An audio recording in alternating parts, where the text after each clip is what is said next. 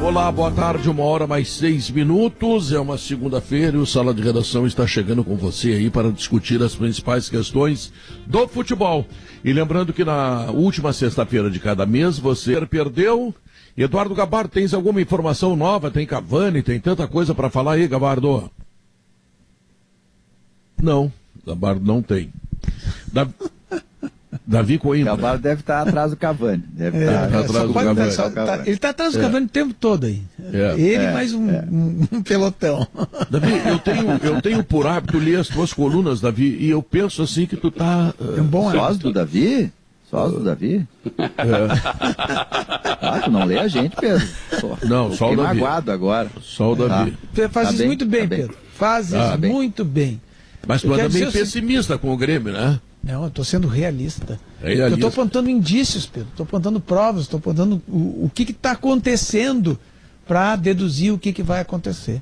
E o que eu estou vendo está acontecendo com o Grêmio, vamos ver em seguida se os caros colegas e amigos concordam, eu estou vendo que está acontecendo, o Grêmio está demonstrando, está mostrando vários indícios de uma coisa muito ruim que está prestes a acontecer. Além dos resultados ruins e do desempenho ruim, tem outros dois ingredientes,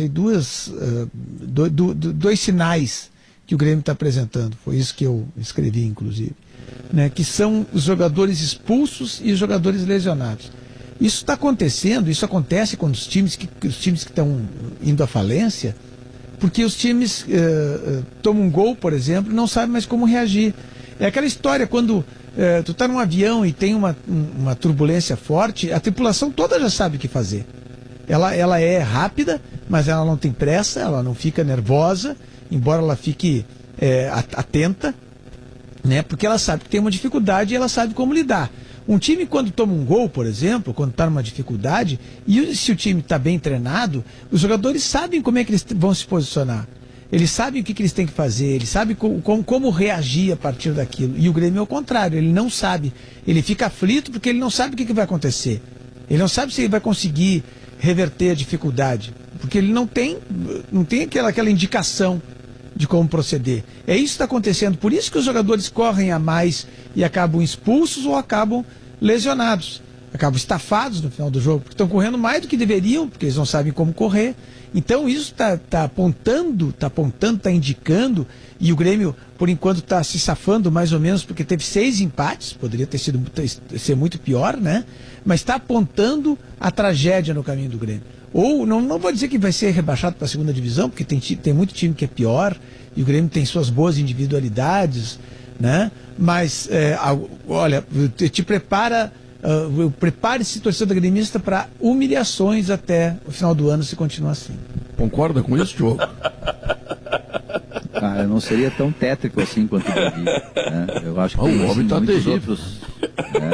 Não, o Davi está alertando, é uma opinião. O Davi falou em tragédia até no título, né? Não sei se a ideia da tragédia foi no título, foi dele mesmo, enfim, mas ele usou essa expressão de prenúncio da tragédia, né, Davi?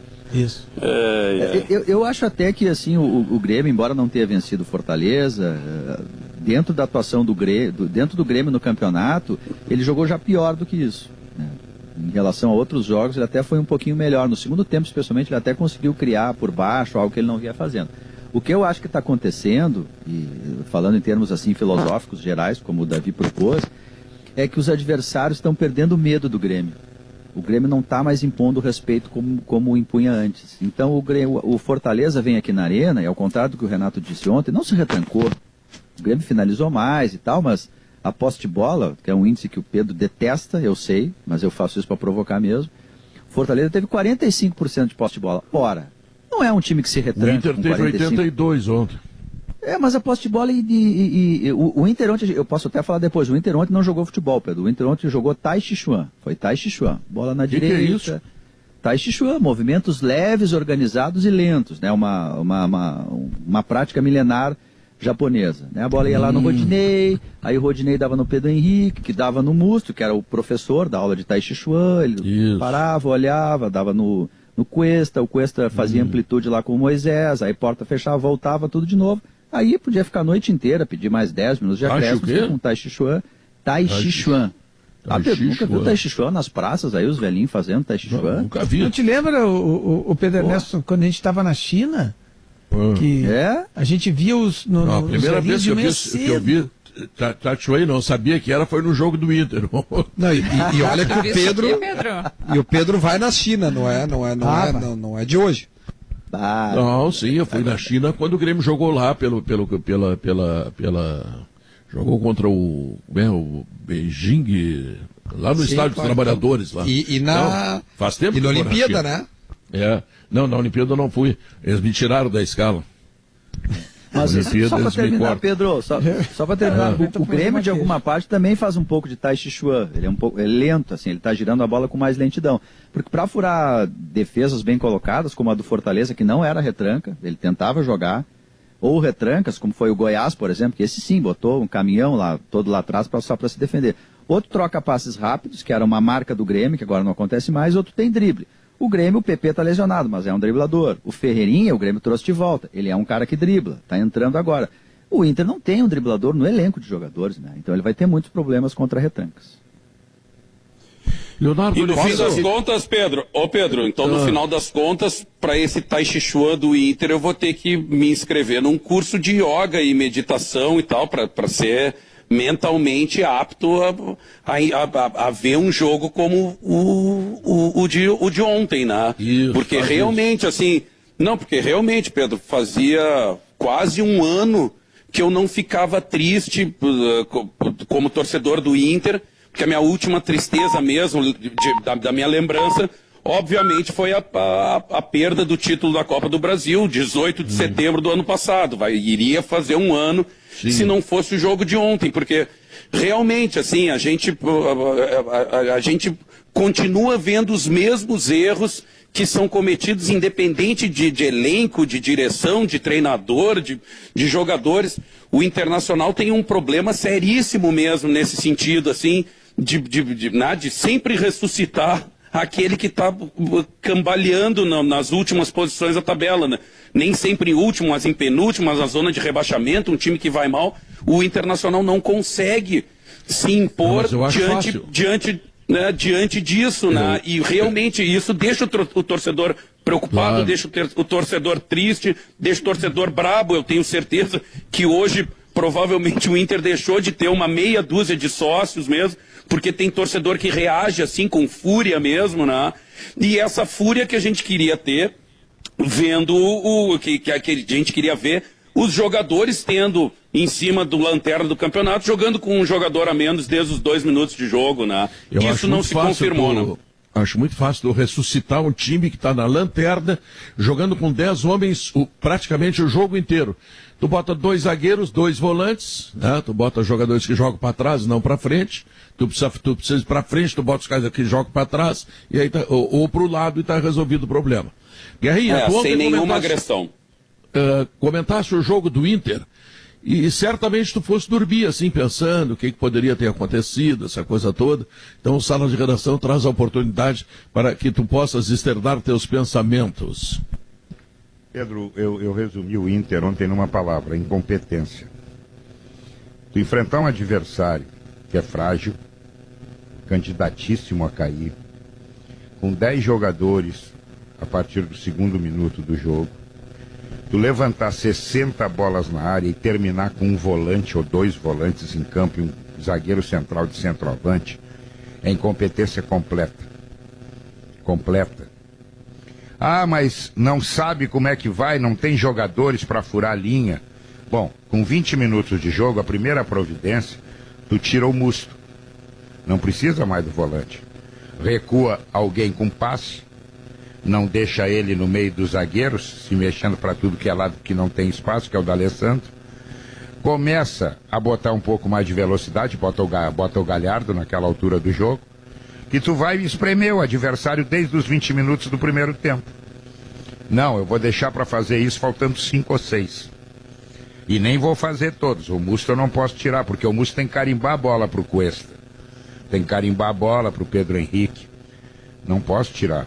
Não faz mal que nós não vamos entrar na área, mas nós vamos ter a bola. Então o Internacional, que teve a bola, e teve muito a bola, não sabia o que fazer com ela. O futebol é simples, é prático. É bem simples e bem prático, por sinal.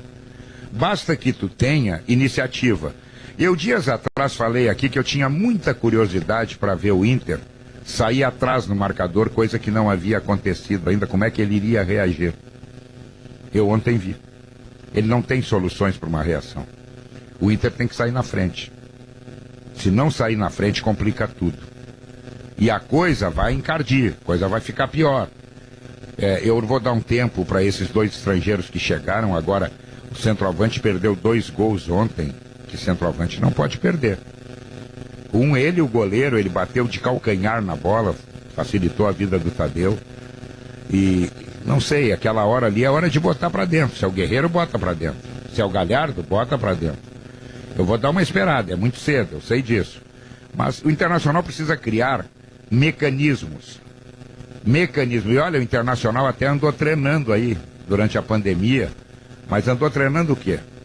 O Internacional andou treinando levantar a bola na área, levantou 60 ontem. 60. Isso é assustador. O aproveitamento fraquíssimo, tem uma cabeçada do Pedro Henrique num escanteio. Depois tem aquela jogada que pediram um gol que a bola não entrou. E para por aí. Não tem solução. Alguns jogadores estão no lugar errado. Outros estão abaixo do que podem produzir. Vou citar Cuesta. O Cuesta está sem confiança. O Cuesta é um jogador que ontem se transformou num armador do Internacional. Pegava a bola dentro do campo do Goiás, na intermediária, e levantava para a área. Não, aquilo ali não é função para ele. Aquilo ali ele tem que meter do lado, alguém fica no lugar dele, ele vai se aproximando da área, com a altura que tem, com a facilidade de cabeceio, para tentar cabecear. Não, está tudo mudado, está tudo invertido. Ele levantando a bola na área. O Internacional está mal. Aliás, Guerrinha... Está errado. Aliás, Guerrinha, isso que tu falaste sobre o Cuesta realmente me chamou a atenção também. Eu acho que, no fim das contas, o que acabou acontecendo em relação a isso é porque nós não temos um lateral esquerdo mesmo. Sério, é constrangedor mesmo ver o Moisés jogar assim. Ele realmente ele não domina a técnica do futebol, assim. É um lance que beira a vergonha mesmo, assim. E de todos esses 60 bolas alçadas na área, os melhores cruzamentos, pelo menos da parte esquerda, foram feitos pelo Cuesta. Ele cruzou, né, pelo menos quando fizeram ali o resgate das bolas levantadas na área, nenhuma foi levantada pelo Moisés, todas foram levantadas pelo Cuesta, porque pelo menos essa noção ele tem. O Moisés não tem isso, assim. Eu fico até com pena dos jogadores, dos companheiros, porque vê um atleta, um parceiro de equipe que é deficiente nessa área e que é uma área fundamental, assim, para que tenha sucesso a conclusão da jogada, né? Mas, enfim, vamos lá, né? Ô Pedro, eu não sei se o levantamento do Cuesta não é exatamente o que mata. Que não estou dizendo que o Moisés seja um jogador virtuoso, tá? Não estou dizendo isso. Eu estou dizendo que se o Cuesta levanta tanta bola na área assim, e levanta da intermediária, e é uma bola fácil para a defesa, né? Porque a bola vem, o zagueiro pega ela de frente, né? Quando ele faz isso, ele está impedindo que o Moisés vá ao fundo também, entende? Se ele está ocupando aquele espaço, o lateral que poderia... Ele não pode ir, porque o outro já levantou a bola. Exato. O Goiás ontem sentiu muito cedo esse jogo e assumiu uma estratégia. Dava os lados do campo, o Internacional botava a bola para escanteio com a confiança que tinha, que tiraria a bola da área. E tirou na maioria das vezes. O Inter não tinha repertório.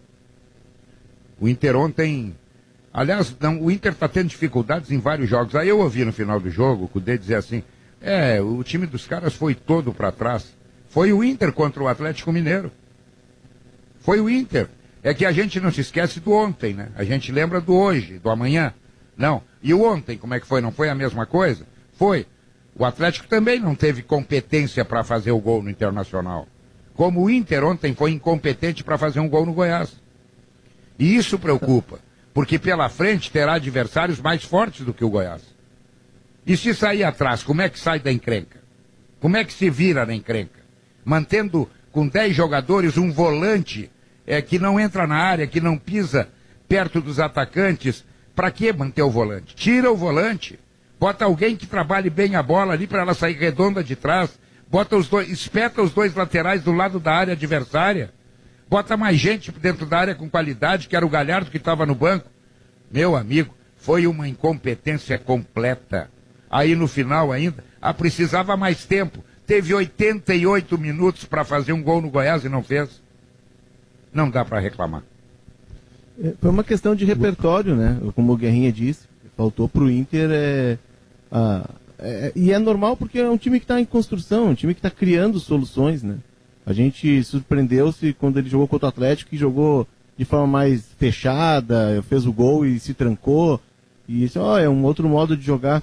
Ele vai ter de criar soluções para isso, porque o que acontece com o Inter? O Inter é um time que arma desarmando, né? Ele posiciona os seus jogadores lá na frente, tenta uma roubada de bola e geralmente consegue na saída de bola, e muitos gols têm saído assim, porque aí ele pega a bola e transita rapidamente em direção ao gol.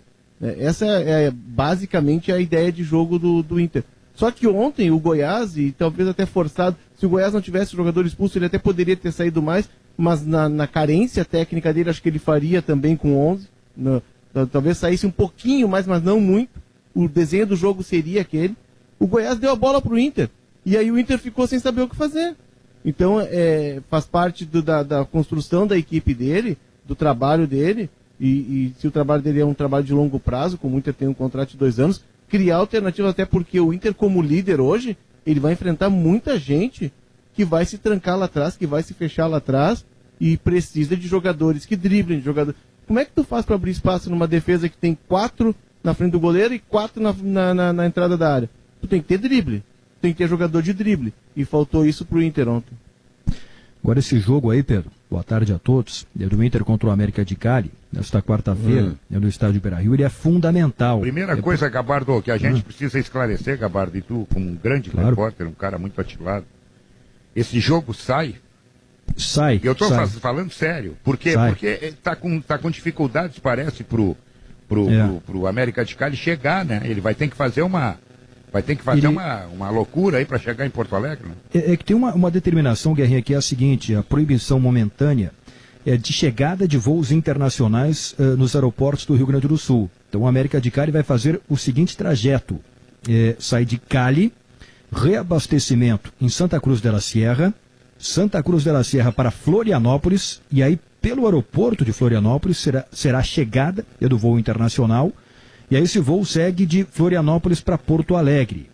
Porto Alegre, no momento, não recebe voos internacionais por causa da pandemia do coronavírus. Então, esta é a estratégia, este será, né, o roteiro seguido pelo América de Cali no seu voo fretado. Cali, Santa Cruz de la Sierra, Florianópolis, Porto Alegre. Saída amanhã, 8 horas da manhã, e chega em Porto Alegre, previsão de chegada 8 horas da noite. Então, este é o trajeto que será feito pelo América de Cali. Estará aqui em Porto Alegre na terça-feira à noite. Vou chegar com a bunda quadrada aqui. Se tudo der certo, né, Gabardo? Se tudo der certo. Bom, agora esse jogo pela tabela é muito importante porque, como faz muito tempo que não tem jogo de Libertadores, parou em março, né? Naquele Grenal, só para lembrar, nesse grupo, é o grupo E da Copa Libertadores da América, o Inter tem 4 pontos, o Grêmio tem 4, o América de Cali tem 3 e a Universidade Católica tem 0. Ou seja, o empate do Inter contra o América de Cali não é bom resultado, porque depois do segundo turno o Inter tem que jogar em Cali. É o Inter que vai ter que fazer essa viagem. Então tem que ganhar, abrir uma distância considerável, importante do América de Cali, no caso 4 pontos, para depois, no segundo turno, jogar com tranquilidade em Cali. Se o Inter ganhar este jogo de quarta-feira, encaminha muito bem a classificação. É que no cenário do ritmo de pandemia aí, né, Gabardo? O Inter vai enfrentar um adversário que recém voltou a jogar, que está todo descompensado, né? O Grêmio não. A Universidade Católica é líder do Campeonato Chileno. Aliás, está 7 pontos na frente do União Espanhola. Mas já ainda assim, não, um tudo bem, timezinho, Pedro. né? Não, tudo bem, Pedro, mas eu digo que eu estou falando no cenário da pandemia. O América de Cali, ele está sem jogar há muito mais tempo. Eles recém voltaram, né? Não vou nem falar dos argentinos. Esse aí é um caso, cara, é um absurdo, assim, o que aconteceu com os argentinos. Os caras simplesmente vão entrar em campo. Mal treinar, eles treinaram, né? Mas no cenário de Inter e Grêmio aí, em tese, né? Em tese sempre. Mas mesmo, é mais fácil. Esse América de Cali, Pedro. Viu, Leonardo? Mesmo que o Universidade do Chile esteja jogando, liderando, etc, o jogo, provavelmente o jogo mais fácil do ano para o Internacional no Beira-Rio foi justamente contra ele. O futebol chileno hoje ele é o segundo escalão da América do Sul, né? E parece Bem estranho segundo. a gente dizer isso, porque o Chile ganhou 2 Copa Américas seguidas, né? Até a Copa América que o Brasil ganhou aqui ano passado, o Chile era quem reinava. Mas é que o Chile vive de uma geração, a geração do Vidal, do Arangues, esses caras estão passando, né? E há uma grande preocupação que eles não renovam. E, por exemplo, os jornalistas chilenos me procuram aqui no WhatsApp, a gente tem uma rede aqui de informantes, perguntar do Arauz. Pô, o Arauz, ele não é nem cotado no Corinthians. E esse é o cara que eles estão tentando ver como uma luz no fim do túnel. Então, o futebol chileno é segunda linha. Só que a Universidade Católica, ela manda lá. Ela tem os melhores jogadores, ela tem os melhores salários. Ela trouxe o Ariel Holan, técnico argentino, que foi campeão da Copa Sul-Americana com o Independiente. Mas mesmo assim, eu concordo contigo, Pedro. É um adversário fraco. Eu não sei se ele chega a ser pior do que o América, porque, como disse o Diogo, a Universidade Católica ela voltou a treinar com bola, acho que lá pelo final de metade de agosto. Ela voltou a jogar, ela está na 3ª rodada do Campeonato Chileno. O América voltou a treinar com bola no início da semana passada. Olha só, segunda-feira. Jogou uma partida, né? É muito pouco tempo. E jogou no dia. Na terça, ganhou do Júnior lá em Barranquilla por 2-1 de virada, jogou boa Depois parte do tempo com um jogador a mais e perdeu em casa o título de uma Supercopa deles. E aí tá muita crítica e tal, porque. Né, mas o Júnior. Já o Católica vem de 3 vitórias, né? 3 vitórias com 3 fazendo gol, né? 4-1, 3-1, 3-0. 3 vitórias. Ele perdeu para a União Espanhola na reabertura do Campeonato Chileno por 1-0.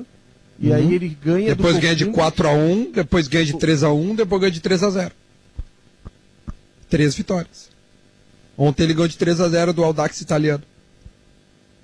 Então o Grêmio vai pegar um time que fez 10 gols nos últimos 3 jogos. Tomou 1 gol.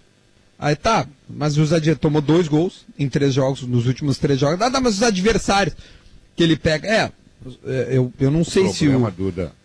Eu não sei se o Audax italiano é muito melhor que o Sport, por exemplo. Eu tenho medo, eu tenho medo. Estou preocupado. O maior problema não está relacionado ao Universidade e ao América. O maior problema é o momento da dupla. Não, por isso, óbvio. Não, eu fico preocupado por isso, né, Gal? Porque como o Grêmio não vem apresentando um futebol confiável, e outra coisa que é legal até falar, tu falou ali que o Inter também, né? Queria ver o Inter sair perdendo, como é que se saía. Eu queria ver o Grêmio sair ganhando, cara. Porque quando o Grêmio sai perdendo, eu já sei o que vai acontecer. O Grêmio não vai virar. Porque dos últimos 4 jogos, saiu 3 perdendo. Não conseguiu virar. Tá? Ele perde pro Sport quando sai perdendo. Ele empata com o Atlético Goiano quando sai perdendo. E ontem, de novo, ele saiu perdendo e não conseguiu virar. Ele ganha do Bahia porque fez gol antes. Porque se tivesse tomado, não iria ganhar. Foi aquilo que eu disse, iria Duda. ganhar. Foi aquilo que eu disse, Duda. O time que leva um gol, sofre um revés, ele não sabe como reagir. Sabe por que ele não sabe como reagir? Porque não existe orientação a respeito. Não existe orientação. O Grêmio tem um time sem orientação. E aí, quando o time sem orientação, obviamente, fica desorientado. Quer dizer, ele não sabe o que fazer. Mas, Davi... Sabe? Ele é um navio sem rumo. Mas quando as maçãs deliciosas e suculentas do Zafari encontram a sua nova receita de torta, a vida acontece, sabia? Milhares delas. Zafari e Bourbon economizar é comprar bem. Chegou o Gimo Álcool 70 Aerosol. A proteção do álcool aliada à praticidade do aerossol, Gimo, qualidade comprovada. A Ruder, ela é segurança para o seu condomínio, tranquilidade para você. Conheça os serviços integrados de portaria, vigilância, recepção, câmeras e alarmes monitorados. Nós vamos fazer um rápido intervalo comercial e em seguida vamos ver exatamente isso. Quer dizer, as dificuldades que o Grêmio e o Internacional podem enfrentar, porque quarta-feira, senhores, volta a Libertadores. Quer dizer, a cobra vai fumar, a vaca vai pro brejo, concorda e tudo, e Não, quer dizer, não sei. Quem sabe Mas quem a sabe coisa tá vaca tão vai louca fumar. que a cobra vai pro brejo e a vaca vai fumar. Aí a ordem dos fatores não altera o produto. Voltamos logo depois dos comerciais.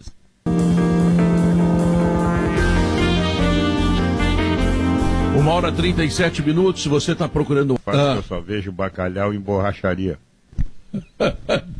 E lá tem bastante. É um poeta esse É um poeta. Olha aqui, que tal fazer pagamentos e transferências 24 horas? Conta todos os teus medos para a quarta-feira. Abre o jogo, abre esse coraçãozinho, conta pro Rio Grande. O que tu tá sentindo, bonitão? Não, vamos lá, Pedro. Eu, na verdade, assim, cara, eu tô, desde a final do Gauchão, assim, eu venho nos espaços que eu tenho, seja aqui na Atlântida, ou, enfim, nas minhas redes sociais, eu venho demonstrando preocupação porque é algo muito legítimo, de verdade, assim, eu confio muito no Renato, porque ele já fez por onde, mas eu vejo uma falta de hoje, uma falta de capacidade do Renato transformar as suas ideias anteriores extremamente vencedoras, mas hoje ele não está conseguindo fazer isso sair do papel e virar realidade, assim, Oi? Deixa eu te perguntar, para aproveitar no teu argumento, te ajudar no teu argumento, você na condição de um gremista que tem um microfone e gosta de falar como gremista, mas gosta de falar de futebol, qual é o percentual que você dá para a perda do protagonista sem ter aquele que substituiria o protagonista porque está com lesão muscular? O Grêmio perde o Everton, começava a apostar em PP, o PP tem uma lesão muscular. Então hoje o Grêmio está absolutamente carente de protagonistas. Mas vamos lá, qual é o percentual da perda do Everton nessa sua preocupação? Tá, o Everton é fundamental, tá? Eu lembro que quando eu tinha o Everton, vocês pegavam no meu pé, você disse, Duda, mas o Grêmio depende do Everton. O Grêmio é Everton dependência. Mas eu batia na tecla. Mas enquanto o Everton for do Grêmio, faz parte da engrenagem. A partir do momento que o Everton não é mais do Grêmio, aí ele não está mais na engrenagem, precisa ter o tal repertório, que é dividir o que dava certo entre outros colegas. E o Grêmio resolveu que, para simplificar isso, já que não treina da forma adequada, pode ser questão de tempo ou questão de realmente não estar conseguindo treinar de forma suficiente, ele resolveu colocar a bola na área porque achou ali algo eficiente, que o Diego Souza rapidamente respondeu, que é a bola aérea, escorar, fazer parede, fazer o próprio gol. Então o Grêmio, o que ele fez? Ele simplificou. E o Renato ontem, por exemplo, já te respondendo, o Everton é fundamental, é absurdo a falta que ele faz, é muito grande. Ontem o Renato de novo falou assim, não, mas nós temos repertório. E ele disse também, eu não vi ninguém falar da preparação física contra o Bahia. E então eu vou responder pro Renato. Eu não falei da preparação física do Bahia porque eu falo todos os dias. Se ele quiser, eu posso falar todos os dias. Só que tem outras coisas que dá para se pontuar. A preparação física contra o Bahia, ela não chamou tanta atenção porque o Grêmio ganhou o jogo. Mas eu não vejo nenhum problema de vir aqui e dizer todos os dias que eu identificar um erro, eu posso bater no erro todos os dias. Assim como eu elogiava sempre. Até os caras me chamarem assim, só elogia, tu não fala nenhuma crítica. Agora é o contrário. Agora os caras estão assim, tu só critica, tu não elogia mais. Se eu achar que o Grêmio está voltando a jogar bem, pode ser a primeira coisa, eu abro o programa gritando que o Grêmio jogou bem de novo. Mas desde o jogo contra o Caxias, em que perde de 2-1, eu não vi nenhuma atuação do Grêmio razoável. Eu vi todas as atuações muito abaixo. Deixa eu pegar esse gancho seu, porque, por exemplo, se o Grêmio está sem protagonista e não terá um do tamanho do Everton, a menos que haja uma surpresa espetacular e o Cavani seja anunciado amanhã, o Grêmio não tem protagonistas do tamanho do Everton. O seu substituto PP está com lesão muscular.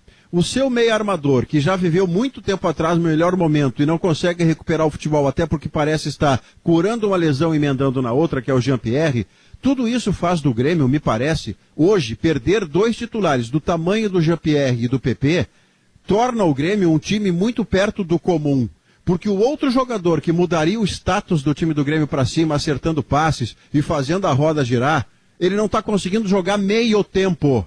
Eu não estou falando de 90 minutos. Eu estou falando de meio tempo, que é o Maicon, que ontem tentou voltar, já na expectativa de poder ficar 0-0 e jogar quarta-feira. Tipo, o Maicon tá bem, pode botar a quarta na Libertadores. Não, o Maicon não conseguiu fechar 45 minutos. Então eu estou falando de 3 perdas, Pedro. Perde o PP, perde o Jean-Pierre e momentaneamente, parcialmente, perde o Everton, Davi. Mas Maurício, Eu acho que tu tem toda a razão nisso aí. O Grêmio se sustenta nas suas individualidades, porque Pilares. ele não tem equipe, né? Não tem equipe. Ele tem uma reunião de individualidades. E aí tu citaste 3 jogadores. Até vou perguntar pro Gabardo. Eu não sei se eu estou dando uma bola nas costas do Gabardo aqui para fazer uma pergunta capciosa.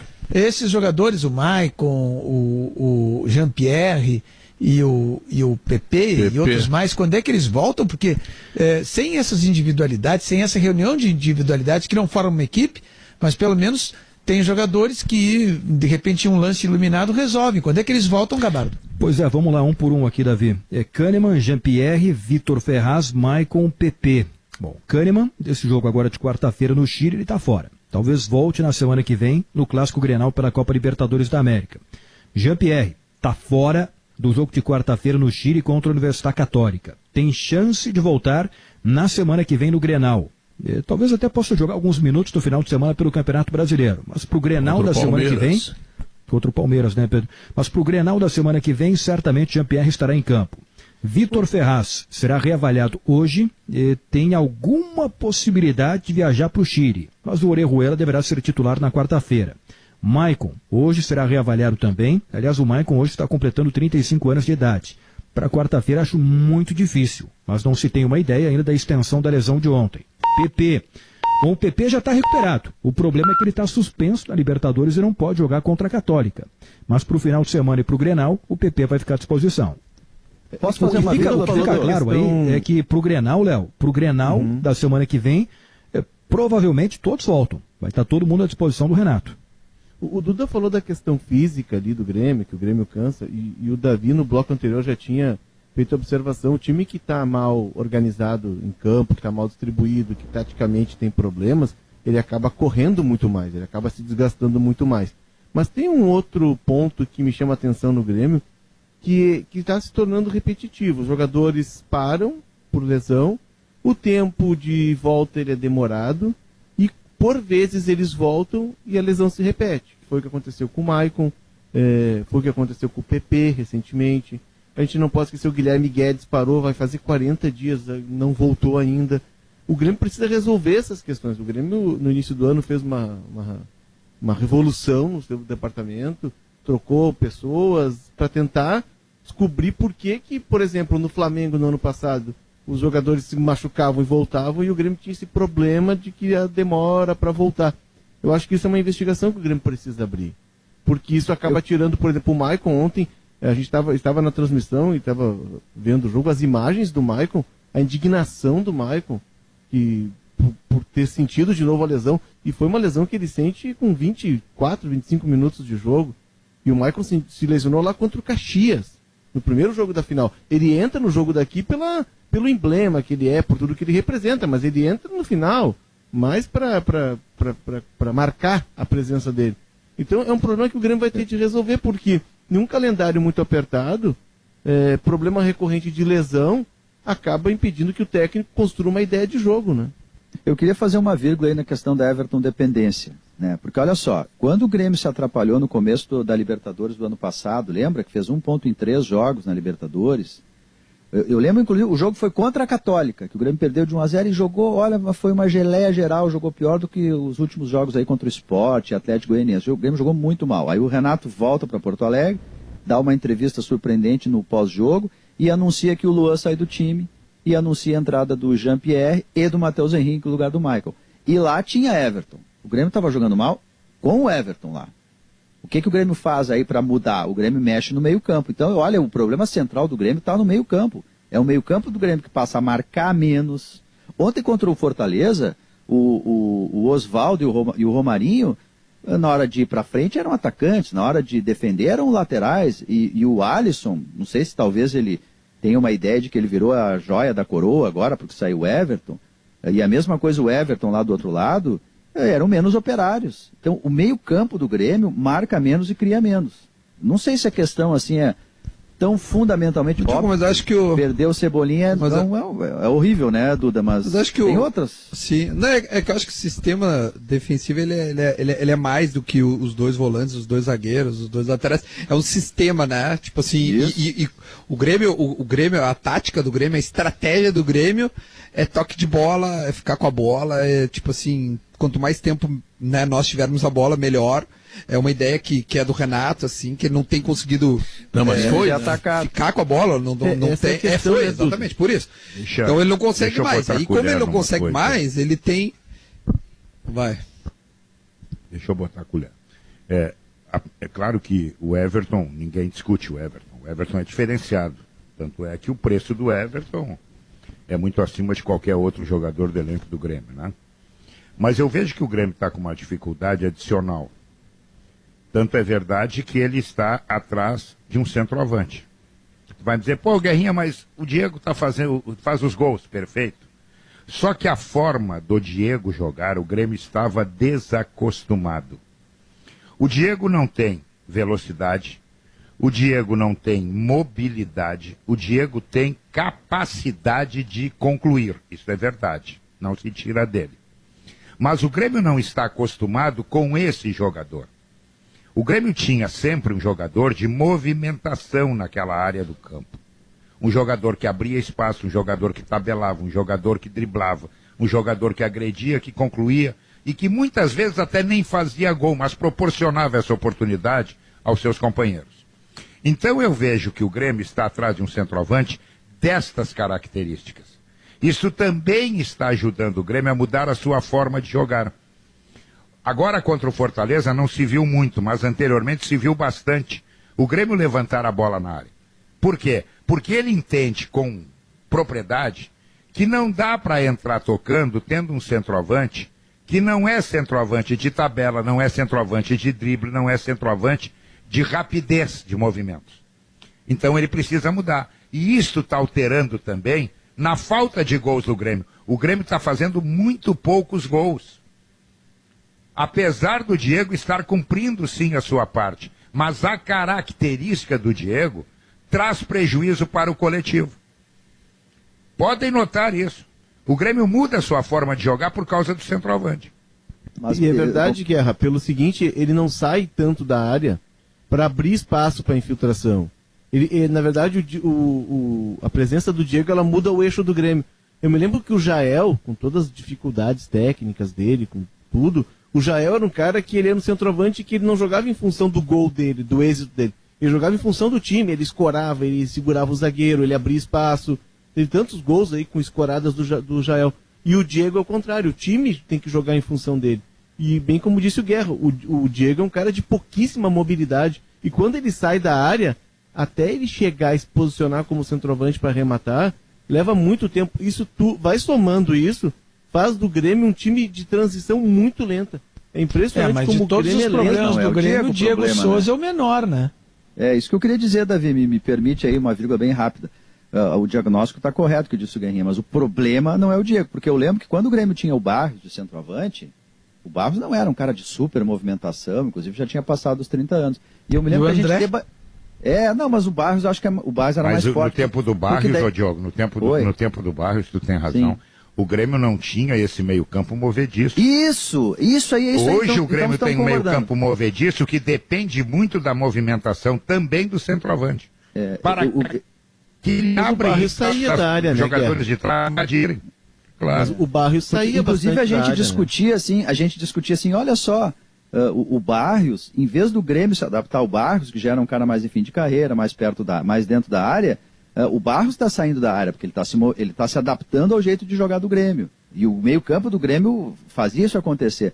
Agora isso não acontece. O meio-campo do Grêmio diminuiu muito de rotação para marcar e para defender. Aconteceu uma coisa boa sábado, né? O Grêmio colocou o Ferreirinha, ele jogou 5 minutos, é verdade. Domingo, mas ele mostrou que ele tem iniciativa, que ele é um jogador que vai para cima, que ele é driblador, que ele busca passar pelo adversário.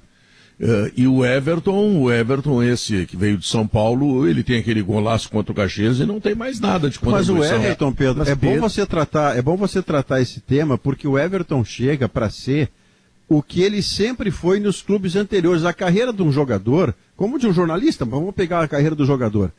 O cara vem para entregar no clube novo que o contrata o que ele entregava nos outros. No melhor momento do Everton, ele era extremamente útil, mas a palavra que mais poderia definir o Everton é essa. Ele é útil. Você pode utilizá-lo no corredor, você pode utilizá-lo na lateral esquerda eventualmente. Ontem, quando centralizado, ele não foi mal, mas ele nunca foi na carreira e não será no Grêmio o jogador com capacidade de conduzir o time, de protagonizar coisas diferentes no time. Esse jogador eu também sou útil aqui em casa, eu lavo a louça todos os dias. Já na Gaúcha você é essencial. Eu não sei se o Renato deve fazer isso de verdade. Não. Agora me veio assim, mas se o Renato sempre quiser fazer um dublê de 2016/17, ele vai ter que sempre procurar características iguais. O Everton, o novo, o que chegou agora, não tem característica nem de longe a característica do Cebolinha, por exemplo. Não tem. Então ele vai ter que, não é esse cara titular. Então ele vai ter que ou colocar o Ferreirinha ou o PP. Do outro lado, o Alisson conseguiu se adaptar às características que tinha o Ramiro. Ele está se virando. Na meia cancha, o Jean-Pierre é o que mais se aproxima de uma característica que tinha o Luan. Até um falso lento, por vezes, né? A torcida reclama, pega no pé dele, não acompanha a bola, não fecha espaço. O Luan fez um 2007 assim de cinema. O Jean ainda está longe daquele melhor Luan. Ele vai ter que, né, jogar muita bola. Mas por característica, eu acho que ainda dá para achar de verdade. Eu acho que dá para achar, mas só que tem que treinar, tem que repetir, tem que dar sequência. E é muito difícil, cara. O calendário não te permite. Não te permite. Imagina que o Palmeiras saiu hoje, viu, Leonardo? O Palmeiras saiu hoje, foi para La Paz, certo? Aí ele volta sábado, domingo, joga contra o Grêmio. Aí ele já viaja para Assunção, no Paraguai, onde ele tem outro jogo da Libertadores. Joga em Porto Alegre, né? Sim, ele joga contra o Grêmio aqui. Tá. Não, mas imagina, ele está em La Paz, ele vai jogar contra o Strongest lá, tá? A 3.700 metros de altitude, que já é um baita pepino. Dali ele vem para Porto Alegre, de Porto Alegre ele vai para Assunção do Paraguai. Quer dizer, é com todo mundo, né? Isso aí não tem desculpa, isso aí não tem todo mundo. Que nessa tabela o que o Duda falou, Gabardo, só para não perder o ganho, desculpa, o que o Duda falou, eu não sei se não é a armadilha do Grêmio, de tentar repetir aquele modelo de sucesso com outros jogadores. Eu acho que aí está residindo uma grande armadilha do Grêmio, Gabardo. Eu acho nessa questão de formação de jogadores aí, de características, né? Acho que o Grêmio vai ter que buscar um outro meia. Porque tem o Jean-Pierre, tem o Isaac, que pode jogar por ali, mas eu acho que o Grêmio vai precisar de um outro articulador. Sobre as viagens... Não, vai ser o Robinho, cara. Vai ser o Robinho. Pois porque o Jean, ele já tinha o Jean, ele já não estava usando o Jean. O Jean, ele não parece ser o titular dele, tá? Porque se ele estava tirando o Jean e aí por vezes ele botou o Thiago Neves. Então não parece ter certeza que o Jean é o titular dele. Ele não parece muita fé no jogador. Tá, primeira coisa. Aí ele tem colocado o Isaac, né? E o Isaac, por vezes, corresponde. Por um guri, às vezes, oscila e tudo mais.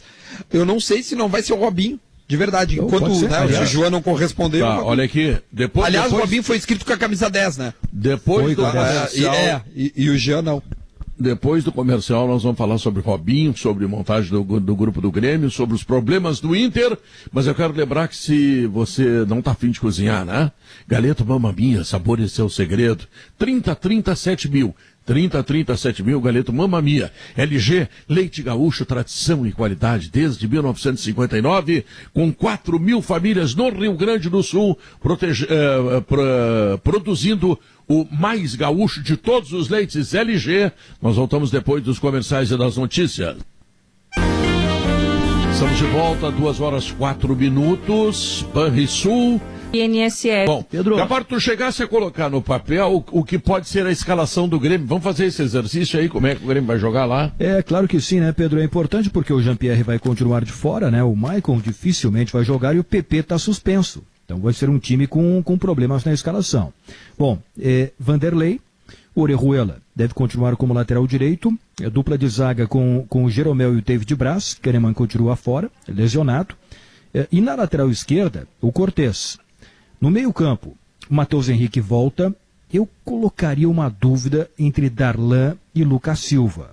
Por questão técnica, o Darlan jogou. Foi titular contra o Fortaleza. Não sei se por uma questão de experiência, num jogo fora de casa, na Libertadores, o Lucas Silva não pode começar. Alisson, Isaac. ou o Robinho, pelo mesmo critério de experiência, e na esquerda o Everton. E o Diego Souza como centroavante. Acho que é por aí a escalação do Grêmio.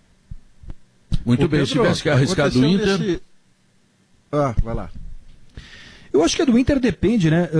A questão do companheiro é do Thiago Galhardo. Mas eu acho que vai ser Lomba, Saravia, Zé Gabriel, Moledo. Talvez o Pedro Henrique, que foi utilizado ontem, né? O Wendel como lateral esquerdo. Johnny, Rodrigo Lindoso, Patrick, Bosquilha, Thiago Galhardo, Abel Hernandes ou D'Alessandro.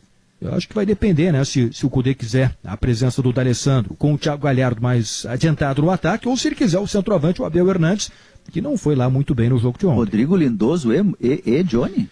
Eu acho que não, Gabardo. Não, pode ser o Renato daqui a pouco, né? Mas é que tem um detalhe. O Johnny, ele já foi aproveitado com o próprio Cudê mais adiantado também. Não, ele foi aproveitado como primeiro volante agora contra o Palmeiras, nesse outro jogo aí. Mas ele já foi utilizado pelo próprio Cudê como jogador mais adiantado. Ele já foi aproveitado até como articulador. O Lindoso, durante muito tempo, foi meia no Botafogo, né? Mas aí repete aquela Agora, fórmula sabe, Pedro, do início do ano, né? Para jogo em casa. Que ele fez para pré-Libertadores, né, Diogo? Disse que precisava de uma segurança e tal, não podia cair fora. Embora eu concordo com o Gabardo, o Johnny ele é mais leve do que Musto, do que até próprio Lindoso, é um jogador que ele pode se adaptar ali. Mas eu acredito que jogue o Nonato, porque contra o Palmeiras, o Nonato jogou no meio, né? Nessa função. Foi Johnny e Nonato. É que não tinha o Lindoso. Mas me parece que o Inter tem um erro de estratégia aí. Quer dizer, claro que aí depende daquilo em que tu acredita ou naquilo que tu calcula, vamos dizer assim, né? Tu aí, por tu que eu tô falando, é o dirigente do Inter.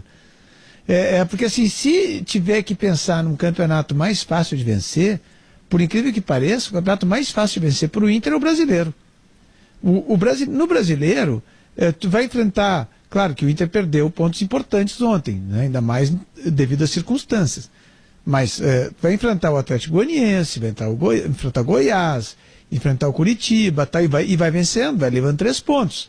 O enfrentamento com o Flamengo, por exemplo, que é o bicho-papão, é o time mais forte do campeonato, são 2 jogos, que dá para, de repente, arrancar até 2 empates, vamos dizer, né? E no meio do caminho acontece o que aconteceu ontem. O Flamengo perdeu para o Ceará de 2-0, pode acontecer outras vezes. Para um time que tem alguma solidez, como o Inter, e se ele investir no Campeonato Brasileiro para ganhar o Campeonato Brasileiro, ontem, por exemplo, ele poupou o Thiago Galhardo e o jogador acabou entrando e se desgastando também, né? Se ele investir no Campeonato Brasileiro, ele tem mais chance de ganhar do que a Libertadores, porque na Libertadores pega esses outros times fortes aí, jogando a morrer. Mas, Davi, deixa eu fazer um contraponto a você. Eu entendi todo o seu raciocínio, a sua lógica em relação a quem o Inter enfrenta no Brasileirão. Eu só vou discordar de você num ponto. Primeiro que não será fácil para o Internacional, menos ou mais a palavra, né? Qualquer das competições, por todas as dificuldades que o Inter vive. Mas eu compreendi que, entre as dificuldades, a menor seria o brasileiro. Eu entendo que a menor dificuldade para o Inter na tentativa de ser campeão é competição eliminatória. Em competição eliminatória, o Internacional tem que, passar da fase de grupos, ele tem que encaixar uma estratégia bem sucedida em 2 jogos. E pode ganhar do time que lhe é tecnicamente superior em 2 jogos. No Brasileirão, com 38 rodadas, a falta de repertório, eventualmente a falta de elenco, ela vai ser acusada mais cedo ou mais tarde. E esta acusação pode impedir o Inter de ser campeão. Então, em todas as competições que o Inter está envolvido, e vale para o Grêmio também, né, os 2 times gaúchos, as competições eliminatórias me parecem menos difíceis do que o Brasileirão, que requer regularidade em 38 rodadas. Esses 2 jogos do meio da semana, eles são diferentes. Para o Inter, só a vitória interessa. Para o Grêmio, a única coisa que não interessa é perder. Por quê? Porque o Grêmio ainda tem dentro da arena, eu sei que o Grêmio está irregular, tudo isso, mas é uma vantagem jogar dentro de casa. O Grêmio pega o Universidade depois, Católica em casa, e pega também o América de Cali em casa.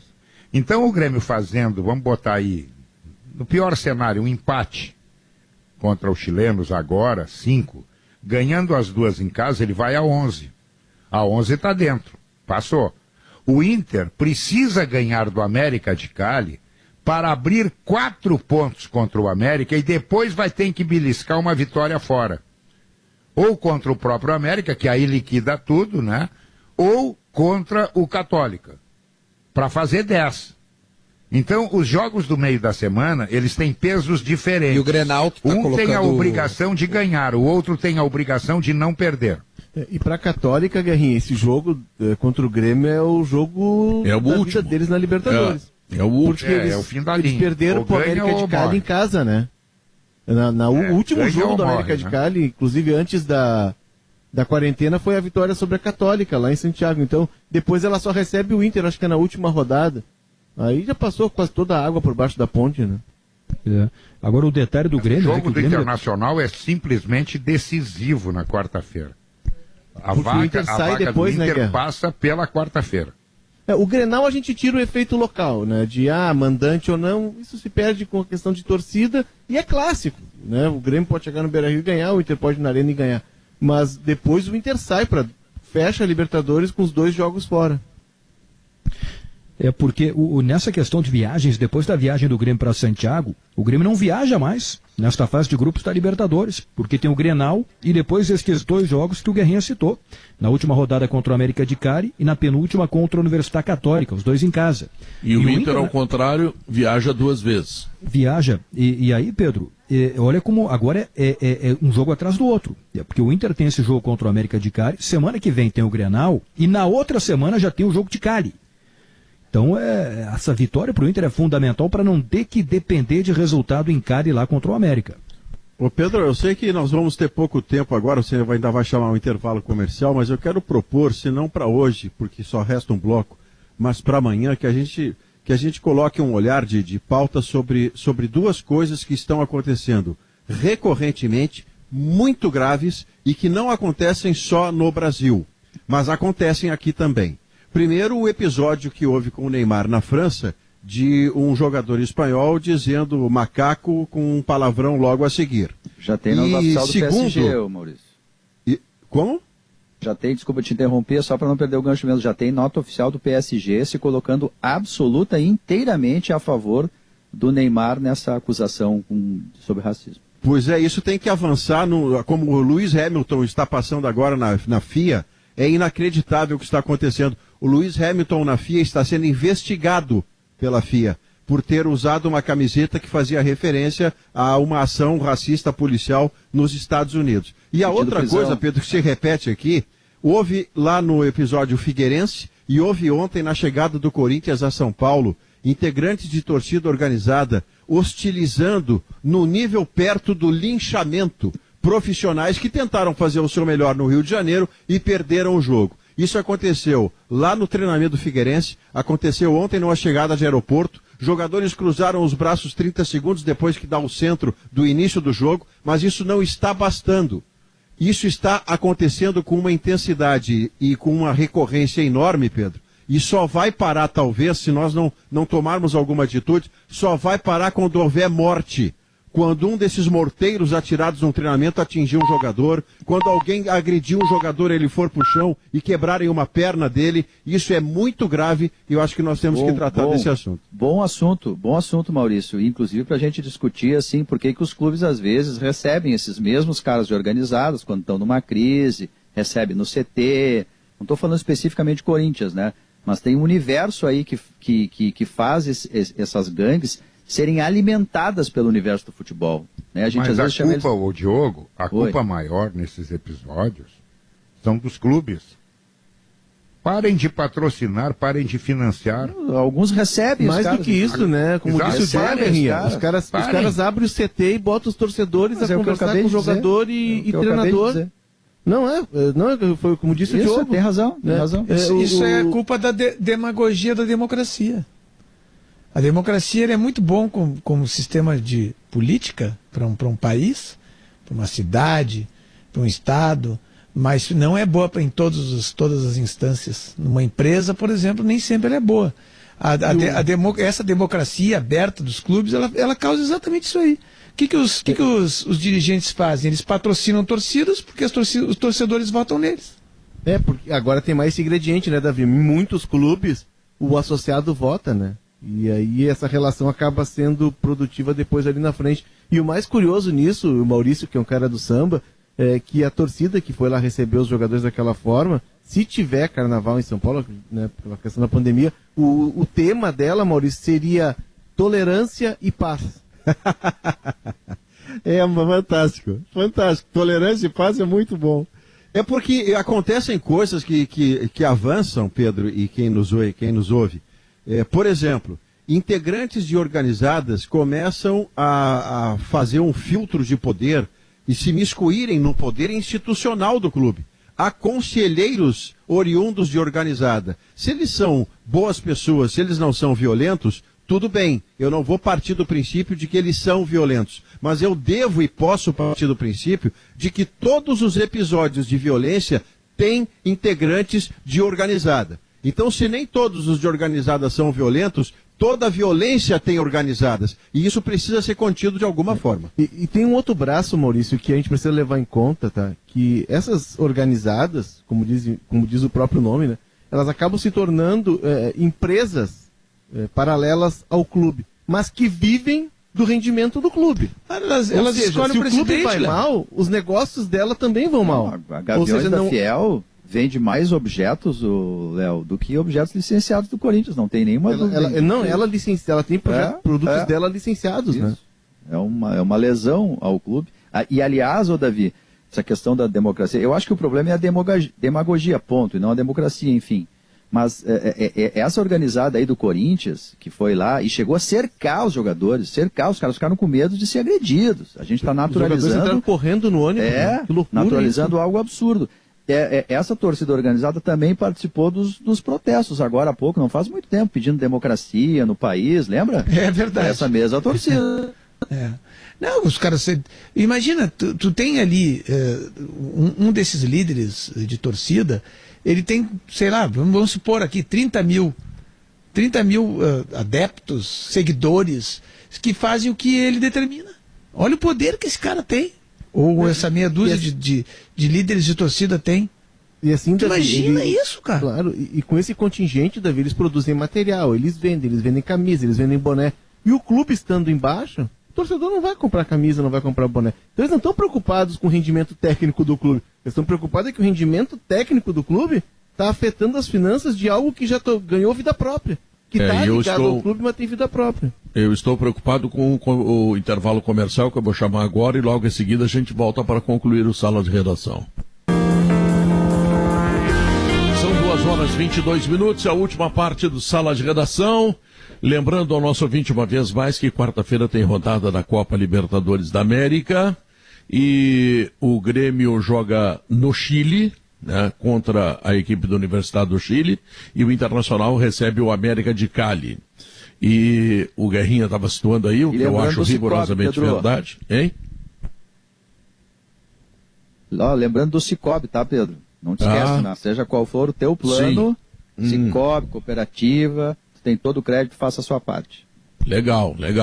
Bom, então, deixa eu lembrar o seguinte, o jogo do Inter é extremamente importante, decisivo. O Inter não pode perder o jogo aqui, porque depois o Inter vai ter que sair duas vezes, uma lá em Cali e outra contra o Universidade Católica lá no Chile. Quer dizer, o Inter tem só o Grenal dentro de casa no segundo turno, o resto é fora de casa.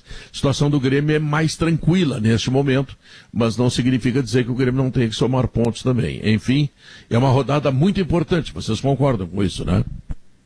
Extremamente, né? E tu vê como a pandemia muda, né? Toda a situação, todo esse ano atípico, porque lá atrás no sorteio a gente achou que a tabela tinha sido favorável ao Inter. Que o Inter jogaria 4 partidas diretamente em Porto Alegre, né? As 2 contra os estrangeiros e os 2 grenais. Mas com essa interrupção, tudo isso se transforma, né? Muda o nosso ponto de vista, a nossa forma de olhar. Agora tem uma novidade importante da Conmebol, que é a seguinte. Ontem à noite, imagina só, domingo à noite, saiu uma nova determinação da Conmebol que permite uma lista adicional de 10 jogadores por clube para esta retomada da Libertadores. Então podem ter 50 jogadores no total por clube. O Grêmio escreveu hoje 40. O Inter tinha escrito 40 também.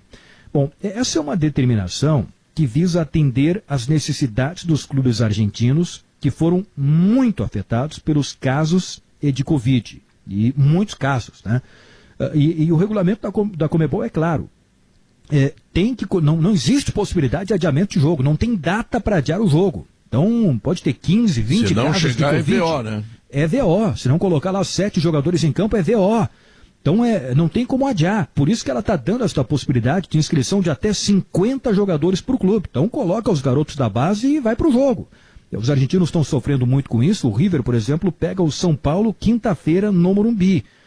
O River já jogou depois que começou a treinar? Não jogou ainda. Os argentinos ainda não jogaram. Os argentinos voltaram a treinar, Gabardo, do dia 10 de agosto. E até Naquela semana passada campeonato. só individualmente, né? Exatamente. E o Campeonato Argentino volta só em outubro. Só em outubro volta o Campeonato Argentino. Então o River enfrenta o São Paulo na quinta-feira e o Boca também na quinta, fora de casa, joga contra o Libertad. É uma dificuldade que os argentinos vão enfrentar. Aliás, a Argentina está enfrentando dificuldade também porque fizeram um fechamento brutal lá. O comércio paralisou completamente, está a crise financeira terrivelmente aguçada nesse momento, e agora o número de casos de Covid-19 está crescendo assustadoramente lá na Argentina. Ou seja, trancaram e parece que não adiantou. Uma urucubaca Argentina, né, Pedro? As coisas só dão errado para a Argentina. Incrível isso, que o Papa é argentino, né? O Papa é argentino. Agora o Papa... A culpa é do Papa. Eu acho que é. Tu sabe que o Papa, ele é o Papa mais futebolístico, digamos, né? Que já existiu, né? Torcedor e ele é carismático também, né? Ele é carismático também, carismático também. Agora há pouco, Davi, ele disse que o sexo é uma divindade. Sexo é divino, pode ser, ele disse. E eu acho que não. Acho que o sexo é mundano. Mas enfim. Isso vale mais o Salles de redação. Isso vai precisar de uma semana, Davi. Não, Davi tá dizendo isso. Mas deixa eu contar essa história do Papa. Tu tá em decadência, por isso tu tá dizendo isso. Sexo é mundano, Pedro. Continuo com a firme opinião que a tesão é a maior desgraça da vida. Viu? Eu concordo contigo, Guerrinho. Olha aqui, ó. O Papa, tu sabe que ele lá na 1990, final de 89, 1990, aconteceu alguma desventura lá na vida dele e ele fez uma promessa. Ele prometeu que se ele alcançasse uma determinada graça, que eu não sei qual é, ele nunca mais iria assistir televisão na vida dele. E ele alcançou aquela graça e desde 1990 ele não assiste televisão. Então ele não assiste aos jogos do São Lourenço. Não assiste. Ele é fanático pelo São Lourenço. Então, os guardas suíços, aqueles guardas que a gente vê ali, por exemplo, quem visita ali o Vaticano, vai ver aqueles guardas suíços ali na frente da Basílica de São Pedro, né? Eles com a sua lança lá, aquele troço, que já tiveram diversos tipos de missões e tal na vida deles. Uma das missões dos guardas suíços é levar ao Papa todas as informações sobre o São Lourenço. E ele, todos os dias é informado sobre o São Lourenço, já que ele não pode ver pela TV, pelo menos ele fica sabendo das notícias. Quando ele era cardeal... Mas um iPad com uma conexão violenta já resolve essa situação. Aí eu já não sei quais são os detalhes do acordo que ele fez com Deus, Eu acho que seria...